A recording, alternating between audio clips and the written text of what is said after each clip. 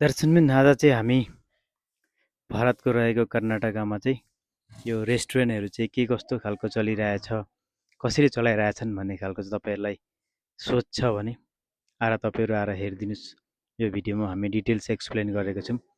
यहाँ चाहिँ अहिले ग्यास फ्याँकेर चाहिँ मान्छेले दाउराको चुलो बालेर चाहिँ आफ्नो रेस्टुरेन्ट, आफ्नो व्यवसायहरू चलाइरहेका छन्।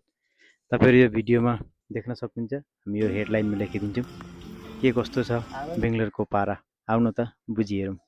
यो रेस्टुरेन्टहरू चाहिँ अहिले अलमोस्ट 95% बन्द हुन गएको कारण चाहिँ ग्यासको एकदम रेट बेसी बढिरहेको छ। किनकि हामीले जुन चाहिँ ग्यास हामी 1600मा पर्चेस गर्थ्यौँ त्यही ग्यास चाहिँ अहिले 6500मा पर्चेस गरिरहेको छु। किनकि हामी पनि रेस्टुरेन्ट चलाइरहेका छौँ र व्यवसाय गर्ने दाजुभाइहरूलाई चाहिँ अहिले एकदमै मुस्किलको घडी भन्नुपर्छ। किनकि हामीले ग्यास अहिले कम्प्लिटली 50% एभोइड गरिरहेका छौँ। 50% हामी अहिले दाउरामा आगोमा बाल्ने कोसिस गरिरहेका छौँ।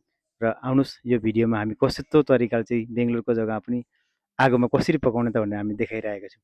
कहाँ भेटिन्छ दाउरा, कसरी किन्नुपर्छ भने तपाईँहरूलाई केही जानकारी छैन भने हामीसँग सम्पर्क गरिदिनुहोस्। हामी तपाईँलाई जानकारी दिनेछौँ। धन्यवाद।